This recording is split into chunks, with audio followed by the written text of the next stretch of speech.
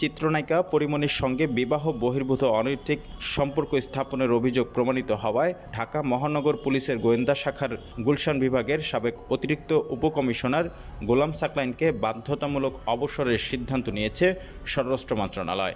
সরকারি কর্মচারী শৃঙ্খলা ও আপিল বিভাগের বিধিমালা 2018-এর 3-এর খ বিধি অনুযায়ী অসদাচরণের অভিযোগ প্রমাণিত হওয়ায় ওই বিধিমালার 4-এর উপবিধি 3-এর খ অনুযায়ী তাকে গুরুদণ্ড হিসেবে চাকরি থেকে বাধ্যতামূলক অবসর দেওয়ার সিদ্ধান্ত নিয়েছে জননিরাপত্তা বিভাগ। গত 13 জুন জননিরাপত্তা বিভাগের শৃঙ্খলা 2 শাখা থেকে এই সংক্রান্ত সিদ্ধান্ত উল্লেখ করে চিঠি পাঠানো হয়েছে বাংলাদেশ সরকারি কর্ম কমিশনের সচিব বরাবর। উপসচিব রোকেয়া পারভিন জুই ওই চিঠিতে সাকলাইনের বিরুদ্ধে গৃহীত সিদ্ধান্ত বিষয়ে পিএসসি থেকে পরামর্শ চাওয়া হয়েছে। শৃঙ্খলা শাখার প্রতিবেদনে উল্লেখ করা হয়, সাকলাইন ধারাবাহিকভাবে পরিমণির বাসায় নিয়মিত রাত্রিযাপন করতে শুরু করেন। বিভিন্ন সময়ে নায়িকা পরিমণির বাসায় সাকলাইনের অবস্থান করেছেন বলে মোবাইলের ফরেনসিক রিপোর্ট দেখে প্রমাণ পাওয়া যায়। প্রতিবেদনে আরও বলা হয়, এ দুজনের যোগাযোগ সাধারণ কিংবা পেশাগত কারণে নয়, বরং অনৈতিক প্রেমের সম্পর্ক।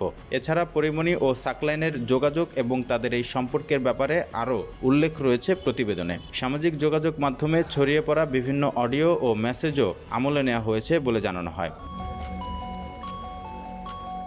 2021 সালের 1 আগস্ট পুলিশ কর্মকর্তা সাকলাইনের সরকারি বাসভবন রাজারবাগের মধুমতির ফ্ল্যাটে যান পরিমণি।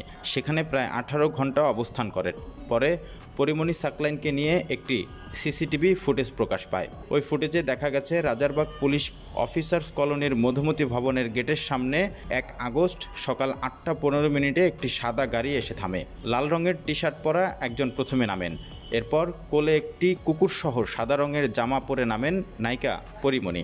রিসিপশনে থাকা সদস্যদের কাছ থেকে চাবি নিয়ে দুজন লিফটে প্রবেশ করেন। পরে গাড়ি থেকে নিয়ে যাওয়া হয় একটি ট্রলি ব্যাগ। প্রায় 18 ঘন্টা পর রাত 1:30টার দিকে ওই ভবনের সামনে আবার আসে পরিমণির গাড়ি। কিছুক্ষণ পর বেরিয়ে যাওয়ার সময় পরিমণির পরনে ছিল কালো রঙের পোশাক। পরিমণি কাণ্ডে আলোচনা শুরুর পর প্রথমে সাকলাইনকে ডিবি থেকে সরিয়ে মিরপুরের পাবলিক অর্ডার ম্যানেজমেন্টে সংযুক্ত করা হয়েছিল। পরে সেখান থেকে তাকে ঝিনাইদহ ইন সার্ভিস ট্রেনিং সেন্টারে বদলি করা হয়।